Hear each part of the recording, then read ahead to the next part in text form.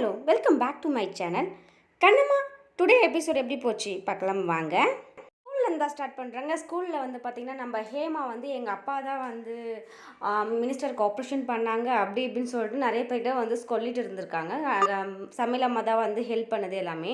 So அதை வந்து பசங்க வந்து ஹேமாவை கூப்பிட்டு நீ ரொம்ப சீன் போடுற, இதுக்கப்புறம் உன்னை நான் சீன் தான் கூப்பிடுவோம் அப்படின்னு சொல்லி வெறுப்பேற்றிருக்காங்க. அங்கே பசங்க வந்து வெறுப்பேற்றதுனால நம்ம ஹேமா வந்து அழுதுட்டு இருந்திருக்காங்க.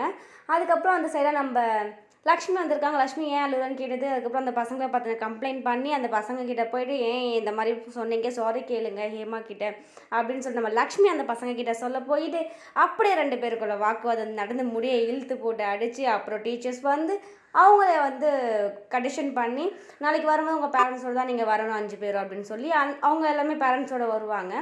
ஸோ அந்த மாதிரி ஒரு சுச்சுவேஷன் வந்து க்ரியேட் பண்ணுறாங்க. வீட்டில் வந்து பார்த்திங்கன்னா ஹேமா போயிடுவாங்க. லக்ஷ்மி வீட்டில் அவங்க அம்மா கண்டுபிடிச்சிட்டு ஏன் இந்த மாதிரி பண்ண கொண்டுன்னு கேட்பாங்க.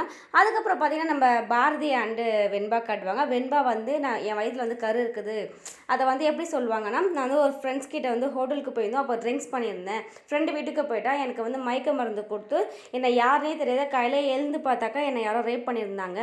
இப்போ என் வயிற்றில் ஒரு குழந்தை இருக்குது, நான் என்ன பண்ணுறது, ரோஹித்தை என்னால் கல்யாணம் பண்ணிக்க முடியாது, ஸோ அவன் ஏற்றுக்க மாட்டான், ஸோ எனக்கு என்ன தோணுன்னா என்னை நீ கல்யாணம் பண்ணிக்கோ அப்படின்னு சொல்கிறான். நம்ம பாரதி என்ன சொல்கிறாரு, அது முடியவே முடியாது வெண்பா அப்படின்னு சொல்லிட்டு அவர் சொல்கிறாரு.